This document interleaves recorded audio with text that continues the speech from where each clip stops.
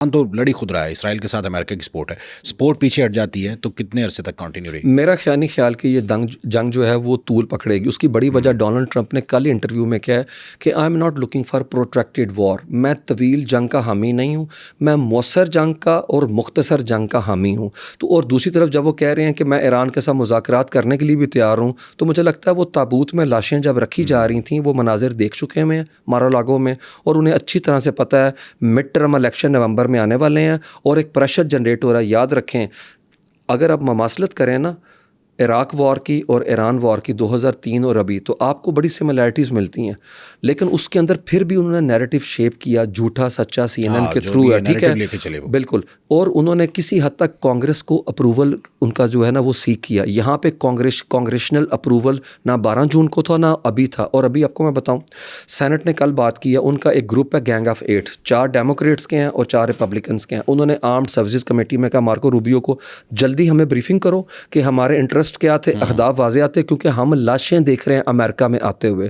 تو مجھے لگتا ہے کہ ایک انٹرنل وار ہے جو ڈونلڈ ٹرمپ مینج نہیں کر پائیں گے، اور سینٹ کے پاس اختیار ہے. طارق صاحب انہوں نے پچھلی دفعہ 12 جون کو 12 جون سے پہلے انہوں نے 2019 میں جب سٹرائک لانچ ہوتی ہے قاسم سلیمانی پہ، تو ڈرون مارا گیا تھا وہاں کے اوپر ہے، انہوں نے پینٹاگن کو کہا کہ اس کے اختیارات صدر کے روک لیے تھے کیونکہ وہاں چیک اینڈ بیلنس کا سسٹم ہے. تو ڈونلڈ ٹرمپ ابھی بھی آپ سمجھ لیں کہ ان کے اوپر ان چیکڈ امپیونٹی نہیں ہے. اگر کانگریس کو جس لمحے محسوس ہوا کہ امریکہ کے انٹرسٹ جو کمپرومائز ہو رہے ہیں تو وہ ضرور انٹروین کرے گی وہاں پہ، اور ڈونلڈ ٹرمپ اسٹیپ بیک کر جائیں گے. جی، اور مجھے لگتا ہے ڈونلڈ ٹرمپ ان قریب پریس کانفرنس کر کے یہی کہیں گے وی ہیو ون. 2-3 چیزیں سمجھ آئی ہیں کہ رجیم چینج کا جو خواب ہے وہ پورا نہیں ہوگا ایران میں، کیونکہ ان کے ٹیئرز بہت زیادہ ہیں. ٹھیک ہے، اور اس کے ساتھ ساتھ اب یہ بتائیں کہ اس خطے کو خطرہ ہے، خطے میں کیا طاقت کا توازن ہوگا، کیا بڑی تبدیلی آ سکتی ہے، اور امپیکٹ کیا خلیجی ممالک کے ساتھ ساتھ ہمارے جو مڈل ایسٹ کی سٹیٹس ہیں ان پر بھی مطلب آئے گا اسی طرح سے. جیسے مڈل ایسٹ کی سٹیٹس جو ہے نا، آپ کو ان کے بھی فریم ورک کو بھی سمجھنا پڑے گا. طارق صاحب کیا وجہ ہے کہ وہ اپنے ملٹری اس طریقے سے آپ بلڈ اپ نہیں کر پائیں، امبولڈن نہیں کر پائیں؟ اس کی وجہ ہے ان کی بادشاہتیں.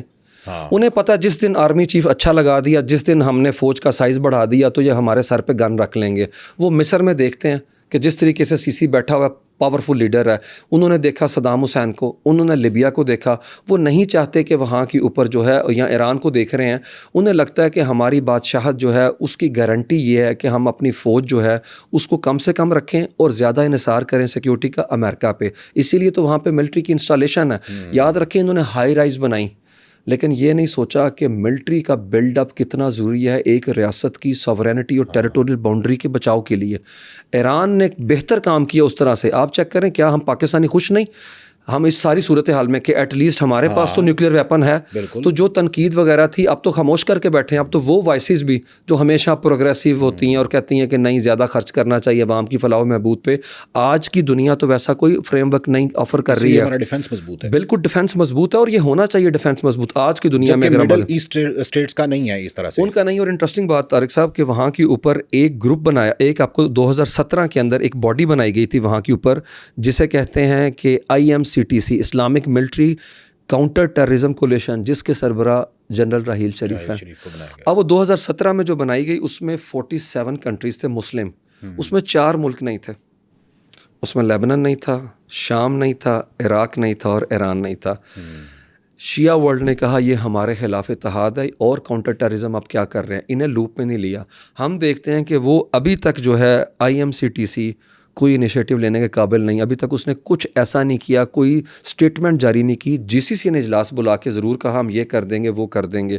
اور مجھے لگتا ہے کہ اگر حالات اسی طریقے سے نہج سے آگے بڑھتے رہے تو 3rd ورلڈ وار جو ہے وہ چھڑ سکتی ہے. اور یاد رکھیں اس کے اندر ریفلیکشن ہے 3rd ورلڈ وار کا. اور کیسے کل جرمنی نے، فرانس نے اور UK نے مشترکہ طور پہ کہا ہے کہ ہم اس جنگ کے اندر خلیجی ریاستیں جو ہیں ان کے دفاع کے لیے مکمل تیار ہیں. اور امریکہ کو برطانیہ نے ڈیاگو گارشیا کے اندر کہا ہے کہ آپ کے جو وہاں کے اوپر کھڑے ہیں جہاز آپ انہیں اڑائیں. اور خبریں آ رہی ہیں B-2 بمبارڈمنٹ سٹارٹ ہو گئی ہے، اسٹیلتھ ٹیکنالوجی کے ساتھ ہے.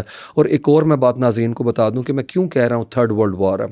ابھی رپورٹ آئی ہے ACLED جو آرمڈ دنیا کے اندر جو ہو رہے ہیں اپنا کنفلکٹس، اس کے حوالے سے ایک واچ ڈاگ ہے جو لوکیشن کے ساتھ ڈیٹا دیتا ہے اور وہ بتاتا ہے کہ دنیا میں ہر 6 میں سے ایک انسان اس وقت جو ہے وہ وار زون کے اندر رہ رہا ہے، اور ان کا ماننا یہ ہے کہ سیکنڈ ورلڈ وار کے بعد 2026 وہ سال ہے جس میں سب سے زیادہ آرمڈ کنفلکٹ ہوئے ہیں، اور ان کے مطابق 130 سے زیادہ آرمڈ کنفلکٹ ہیں، اور دنیا کی 25% سے زائد آبادی اس وقت جنگوں کے اندر ہے.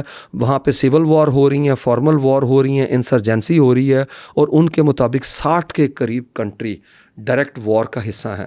تو میرے خیال میں، اور یاد رکھیں ابھی اے آئی کی وار، الیکٹرانک وارفیئر کی ہم نے بات نہیں کی، اور یہ دنیا جو ہے مجھے لگتا ہے زیادہ خطرناک ہو چکی ہوئی ہے. پہلے تو ایک آدھ کنٹری کے پاس ایٹم بم تھا، بلکہ ایک ہی کنٹری تھا امریکہ. ابھی ٹیکنیکلی 5 کنٹری ڈکلیئرڈ ہیں، باقی پاکستان، انڈیا، نارتھ کوریا، اور اس کے علاوہ جو لیتھل ویپنز ہیں وہ بھی کئی کنٹریز کے پاس ہیں، بلسٹک ہے.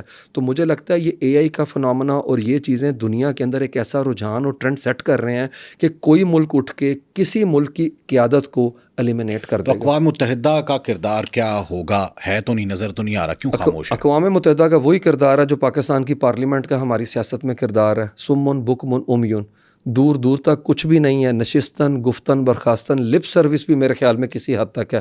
یاد رکھیں کیونکہ وہاں پہ ایک ایسا منوس ہاتھ ہے جس نے اٹھ جانا ہے، وہ ہے امریکیوں کا. وہ اس طرح 6 دفعہ تو انہوں نے ویٹو کر دیا غزہ کی وار میں، اور میں بتاؤں ایران کو فتح نہیں کیا جا سکتا. یہ میں کوئی آؤٹ آف آپ کہہ لیں ایموشن نہیں کہہ رہا، اس کی بڑی ریزن یہ ہے 2 سال ہو گئے ہیں غزہ کے اندر، انہوں نے تمام ٹاپ ٹیئر مار دی نا، ایلیمینیٹ کر دی ہے. انہوں نے لیبنن کی تمام مار دی، تو کیا غزہ کے اندر حماس ختم ہو گئی؟ تو یہ سوچنا ایک دیوانے کا خواب ہے کہ آپ ٹاپ ٹیئر ایلیمینیٹ کر دیں اور وہاں پہ کچھ جو ہے چیزیں سیٹلڈ ہو جائیں گی. بالکل نہیں ہوں گی. غزہ ایک بیسٹ ٹیمپلیٹ ہے، اور لیبیا اور عراق بتاتا ہے کہ اگر ایک لیڈر ہو تو پھر سسٹم جو ہے کلیپس کر سکتا ہے. یہاں پہ تو ایسا کچھ نہیں. اور یاد رکھیں عباس عراقچی نے کل انٹرویو میں ایک لائن بڑی قیمتی کہی ہے، انہوں نے کہا سسٹم از ان پلیس اور سسٹم از ان آرڈر. تو ایسا کچھ بھی نہیں ہے. تو جو مجھے لگتا ہے ایک اسٹریٹجک ٹون نظر آتی ہے ایرانیئنس کی، اس میں اسٹریٹجک پیشنس ہے، اور وہ جذب کرنے کی صلاحیت رکھتے ہیں. کس کو؟ حملوں کو. ان کی ایپاٹائٹ ہے. اچھا، اس سارے عثمان صاحب، اس سارے سینیریو میں پاکستان اور دیگر اسلامی ممالک کے لیے یہ صورتحال کتنی خطرناک ہو سکتی ہے؟ میرے خیال میں مسلم دنیا کو سمجھنا چاہیے. اگر ہم اس صدی کا سٹارٹ کر لیں 9/11 سے لے کے 2026 جب ہم بات کر رہے ہیں، جتنی مسلم ریاستیں گرتی چلی گئی ہیں وہ ایک پیٹرن کے تحت گرائی گئی ہیں. اور یاد رکھیں ایران ہمیشہ، میں کہتا ہوں اور ایرانین بھی سمجھتے ہیں کہ ایران پاکستان کا آخری مورچہ ہے، اور طارق صاحب ہم ان کا آخری مورچہ ہیں. اور ایک ایسے وقت میں جب جنگ ہمارے دروازے پہ آ گئی ہوئی ہے، اور ان کا نفتالی بینٹ، میں ناظرین کو بتاؤں نفتالی بینٹ ان کا دائیں بازو کا وزیر اعظم تھا 2021 میں. اس نے پچھلے ہفتے دارالحکومت تل اویو میں ایک وفد آیا ہوا تھا امریکن جوز کا، ان سے بات کرتے ہوئے کہا کہ ہم نے تمام شیعہ ایکسس کو تباہ کر کے رکھ دیا. حوثیز، حماس، حزب اللہ کے بعد اب ایران کی باری ہے، تو ہم انہیں ایلیمینیٹ کر دیں گے. لیکن دوسری طرف ایک مانسٹر گروپ کھڑا ہو رہا ہے، اور اس نے کہا سنی اتحاد. اس کے اندر وہ کہتا ہے کہ ترکی نیا ایران ہے، اور ترکی کے ساتھ اس نے ذکر کیا پاکستان کا، اور ساتھ ہی ریفرنس دیا پاکستان کی نیوکلیئر ویپنز کا. اس نے کہا میں دیکھ رہا ہوں ترکی، پاکستان اور قطر ایک نیا اتحاد ہے جس کے لیے اسرائیل جو ہے وہ تیاری کر چکا ہوا ہے.